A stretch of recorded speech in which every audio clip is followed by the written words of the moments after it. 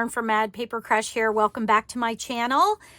It is the last 2 weeks of 2023, if you can believe that. And I say that every year when we get to the end of the year, but I just feel like the year seems to fly by.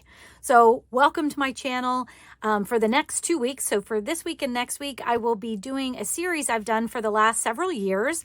I call it my Assemblage.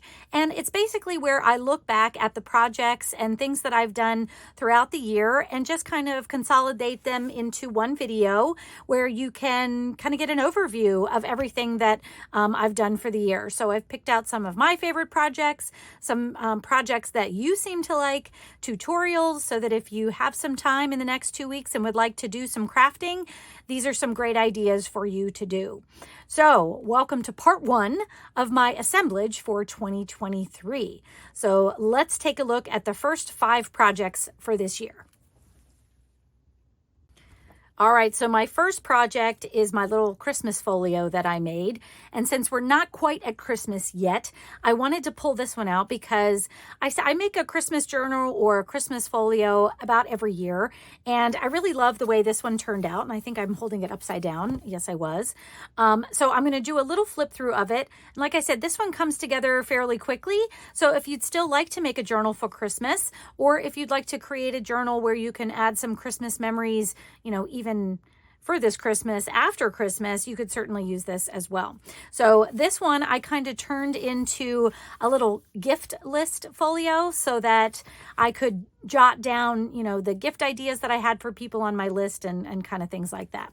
So it's just held together with some of this cute plaid sari ribbon that has been attached as part of the opening there.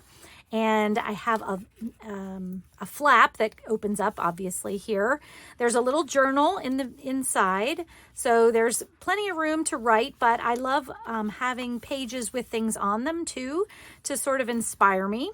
So I have some old ledger paper in here, and I have some beautifully designed Christmas papers in here, some old, oh my goodness, I can't think of the name. Janet Marsh, Country Diary of an Edwardian Lady. There you go. Some of those papers in here. So it's very inspiring, I think. And then some, just some digitals, Christmas digitals that I had in there as well. So I left this part blank because I thought this would be a fun list to write down the names of people that I need to get gifts for so that I kind of could remember, okay, who do I need to get gifts for so that I don't forget anybody? And then on this side, I have just a little tuck spot here with a fun little tag. And then this is an envelope, which of course you could put more gift ideas on if you wanted to. And since it's in an envelope here, it keeps it away from prying eyes. And then on the inside of the journal, on the back side here, I do have sort of a layered pocket. So I have another tag that I made right here and a big tag, a tall tag for this back pocket here as well. So this Christmas list folio, I think I was calling it, is really fun to use for your Christmas journal. Oh, I forgot to mention, the Christmas list folio comes with a freebie. So if you'd like to have a bunch of pages that have some beautiful Christmas botanicals on them, and then some lined paper for putting into a journal so that you can write on, there's also some blank pages that are included with the freebie. And then some little fussy cut elements as well. So there's a couple of these pages that have like poinsettias and different botanicals on them as journal pages as a freebie. All you need to do is go to madpapercrush.com/Christmas list, and you can grab these freebie pages from this project as well. All right, the second project I want to highlight in my Part 1 assemblage here are my lay flat boxes. I've been using these for quite some time because I really wanted to test them out before I did a tutorial on them. And I will say that I love them. So these are based on an old Chinese folk art of making collapsible boxes. And I have kind of used that same process to come up with these little just boxes that could be used for ephemera storage. So I've created my own little closing on here so that you can open them up, but you can see that you can add in all sorts of tiny little pieces of things, words that I've cut out that I might want to use, dictionary pages and things like that. But they're in this nice little box where I can kind of sift through them without having to worry about them going all over my desk and getting lost and ending up under my feet, because that's normally what happens to me. So, and using this little closure, they stay nice and secure in this little collapsible box here that I can put in my ephemera organizer and, keep to use. So in this project, it's a two-part project, one where I make the small box and one where I make the large box. The first one, we make this small box here. And then in part two, I make the larger box, which I've done a little bit differently. I've actually created a twine closure for this one. And you can see it's got a nice big closure on this one, but this box is also much bigger than the other one, so you could put bigger pieces of fussy cut ephemera in here if you wanted to. I just have some of my found numbers kit in here, some different little stamps and things like that. But once again, it's a great place to be able to sift through some of these little pieces to kind of decide, okay, which one do I want to actually use on the project that I'm working on. So I've been using these for quite some time. I just recently posted the tutorial on how to make these, but I absolutely love them. So if you're looking for something to store small fussy cut items or bits of ephemera, these are really, really perfect for that.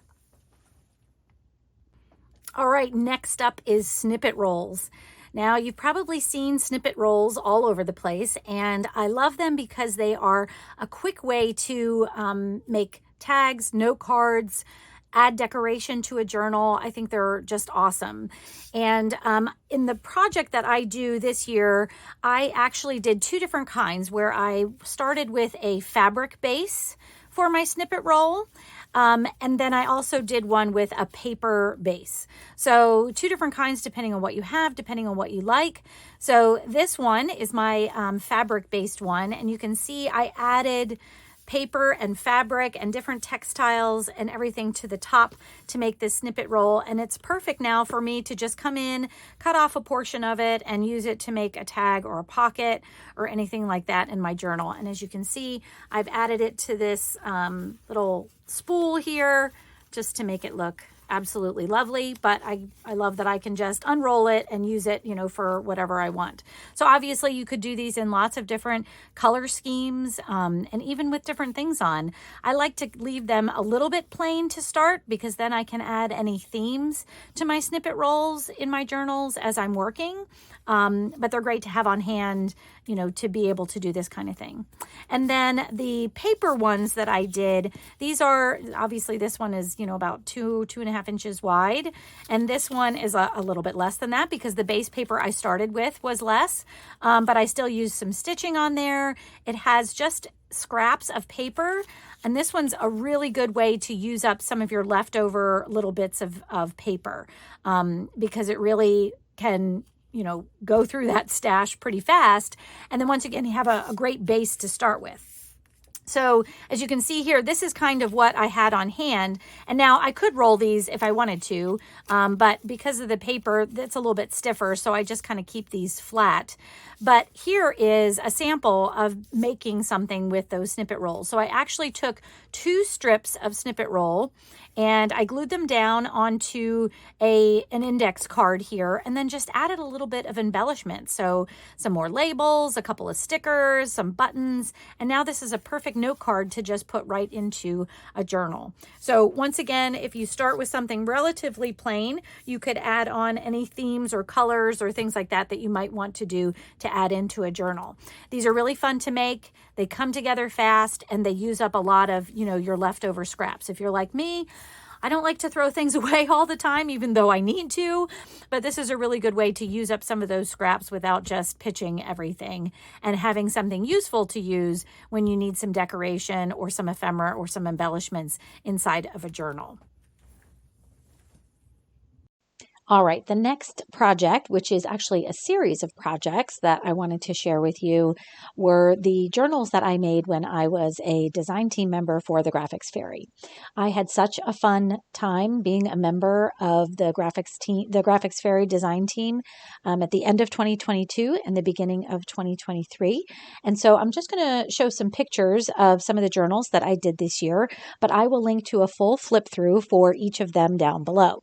So the first one that I'm sharing with you is my Paris journal, and it was a tall, skinny journal, and I really think this one was my favorite one that I did this year. And I have some additional pictures here, but this really doesn't show it all. You got to go over there and take a look at the entire flip through. All right, the next one is my photographer's journal, where I imagined that there was a young woman photographer who kept her sample photos and everything about her photography business in this journal. All right, and my last journal was this Forager's Journal that I made out of a Girl Scout handbook. And I am a forager at heart, so this one was really near and dear to me as I went through and put in all sorts of fun items for foraging. All right, and the last project I want to talk about in my part one assemblage here today is my Junk Journal July journal. So I have a whole tutorial on how I put this all together, and I love that this one came together using some Amazon packaging as recycling. I think it's always fun to use what you have if you can to pull something together. So this is the journal itself. I did do a lot of my Junk Journal July in here. I was actually one of the artists that was in this project this time, and I had so much fun doing it. I believe that Meg Journals is doing Junk Journal January coming up here real soon. So you should head over to her channel and make sure you take a look at that so that you can see what's involved in that if you'd like to join that challenge for Junk Journal January. It's always a lot of fun, and there's so many great artists and creators that she brings together for that project. It's a lot of fun. So here is the cover of the journal. You can see I added some rusty fabrics to it. I kind of did some crazy stitching around in it, but I really love the way it turned out. So I left the insides relatively plain, and you can see this is Junk Journal July. This was the prompts for that challenge this year that I put in here. And then I also, along the back, have, of course, I have to add, flip-ins and things to my to my journals. So there's a couple of fold outs with different pockets that you could put different ephemera in if you wanted to. And that's my Junk Journal July journal.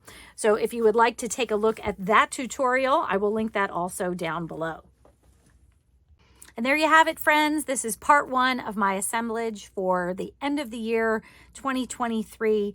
I hope you enjoyed reviewing some of these projects with me, and I hope you'll join me next week for part two of my assemblage, where I review 5 different projects from throughout the year that were your favorites and my favorites, and they'll give you something to do over the holidays if you're looking for something like that. So I hope that you'll join me next time. Thank you so much, friends. I hope that you all have a Merry Christmas, and I will see you in the next video. Take care. Bye-bye.